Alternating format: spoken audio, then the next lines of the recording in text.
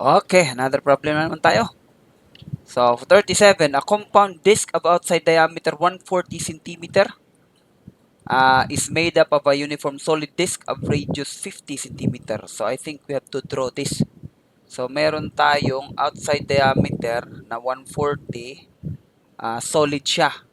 So, parang ganito yan siya. So, meron tayong disc. Yun, solid siya.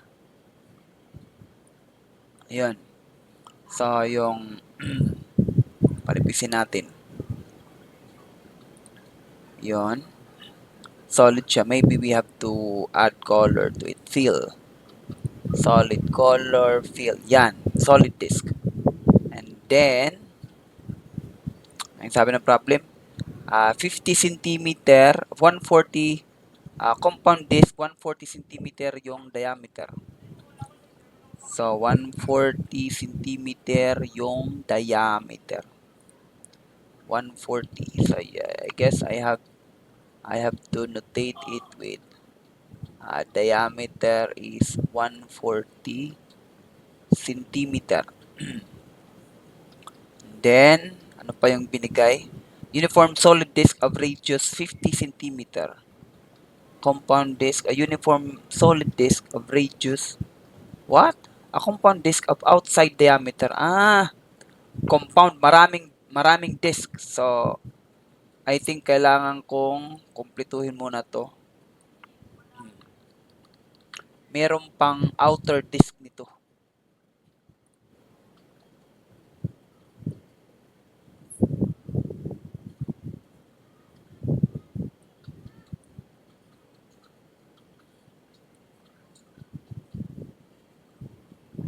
Dapat inuna ko muna yung compound. Anyway,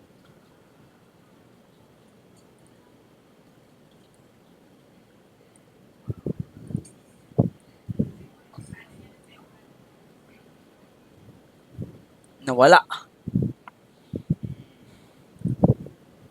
Dapat ito nasa... Ay.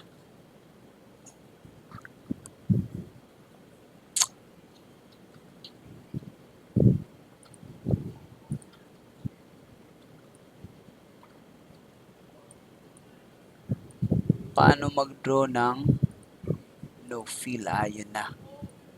So, parang ganito siya. May compound disk, marami silang disk. Dalawa lang naman siguro. Yun. Compound disk, yun yung outer.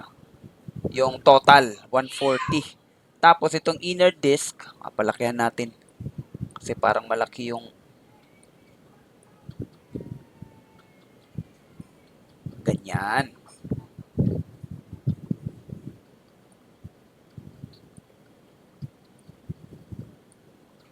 Okay. So, compound disk 140 centimeters made up of a uniform solid disk of radius 50. So, itong nasa loob na to, yung radius nito, yung R, ito, yung R nito is equal to 50 centimeter. 50 cm. Tapos, an area density of particular sa mass. So, area of 3 grams per square centimeter. So, multiply natin ang area ng disk, makukuha natin yung mass. Surrounded by a concentric ring of inner radius 50. Yun na nga. Kasi itong outer is 52 siya. Ito, galing dito. Maybe we can put some marker. Mula rito, hanggang dito,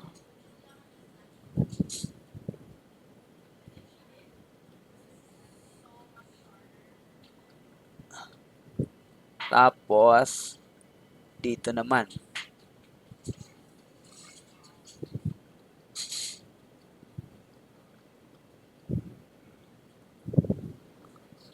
Yun.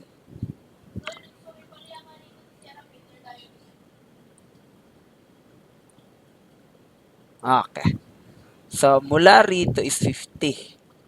Meaning, mula rito hanggang dito is yung pinakamataas. na radius, that would be 70. 140 all over 2. Kasi yung pinakakuan eh. 172 siya. Tapos ito ay 50.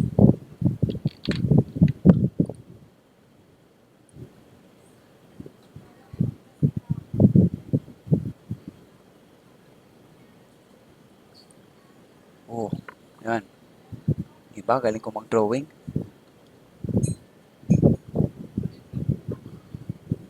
Ito ay 50 centimeter at ito ay 70. Okay. And then, ano yun?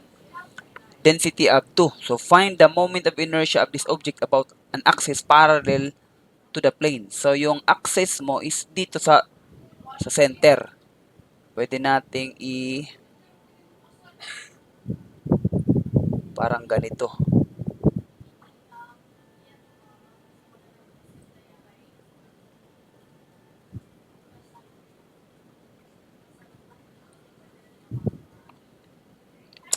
Dito na lang.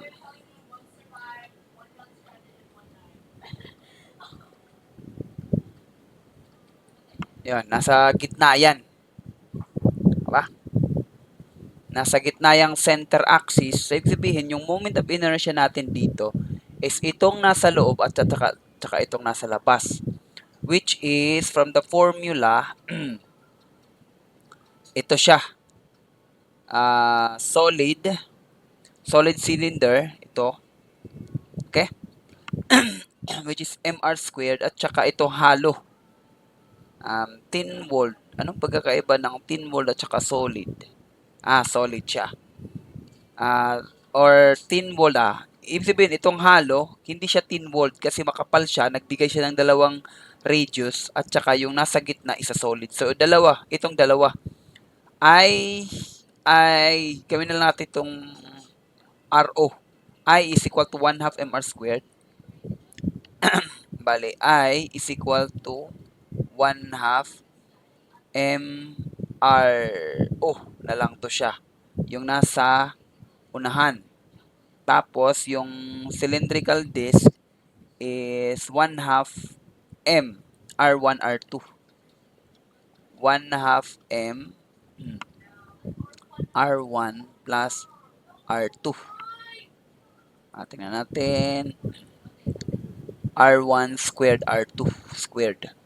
R1 squared, R2 squared. So, ito pertaining sa loob.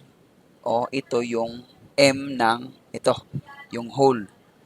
So, para makuha natin yung M, magmo-multiply tayo. Yung disk sa loob, mass ng disk is 3 grams per square centimeter. Right, and an area density of 3 grams per centimeter. So, 1 half 3 grams per square centimeter. So, mass to, multiply mo to kung ano yung area nito. Yung area niyan is a pi r squared. Of course, yung pi r squared. Multiply mo ng area, makukuha mo yung grams. Tapos, yung radius niya, ito ng RO, is a 50 centimeter. So, I guess pwede natin itong i-50. Tapos, kilogram, unit natin, 50. So, that would be 0.5 meter. Tapos, naka-squared tayo dito. So, okay na to. And then, dito tayo sa kabila. 1 half. Mass naman ng concentric circle. Meron tayong 2 grams per cc. Per square centimeter. 2 grams per square centimeter. 2 grams per square centimeter. Now, yung radius naman nito ay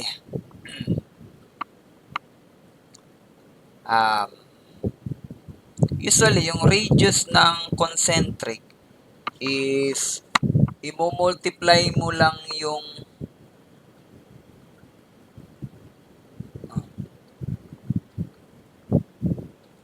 pi r squared din siya.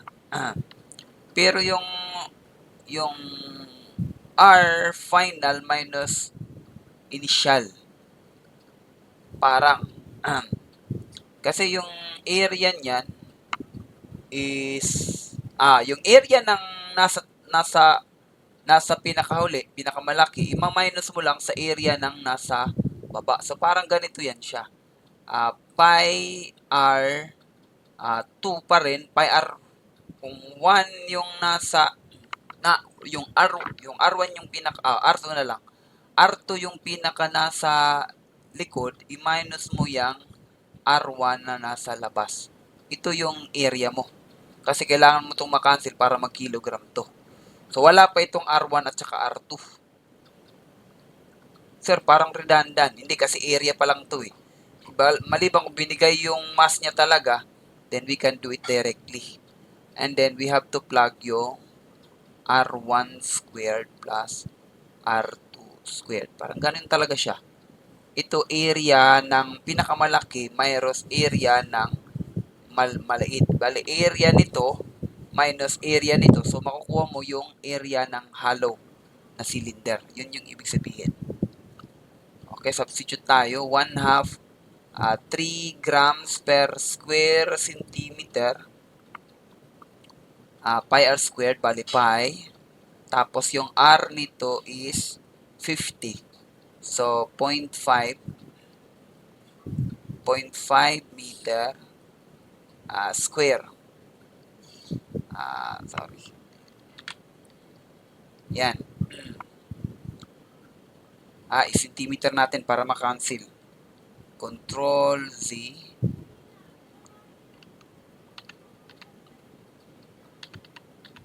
Bali ito, 50 talaga yung lalagay natin.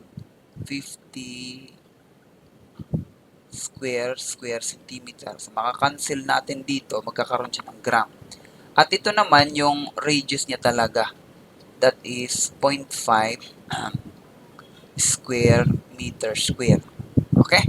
Tapos, mag-a-add pa tayo ng 1,000 grams is 1 kilogram. So, okay na tayo dito. Dito sa kabila, 1/2 2, i-divide na natin ng 1,000 para kilogram na to siya per square centimeter. Tapos, ilabas na natin yung pi. Tapos, R2. R is 70. Centimeter tayo dito. 70 minus 50. 70 squared minus 50 squared. Unit natin dito is square centimeter. Saka natin makakancel to dito. And then R1 is magpo 0.7 tayo dito plus 0.5. So unit na nito is squared to siya. Then unit nito ay squared meter. So I do believe yun na yun.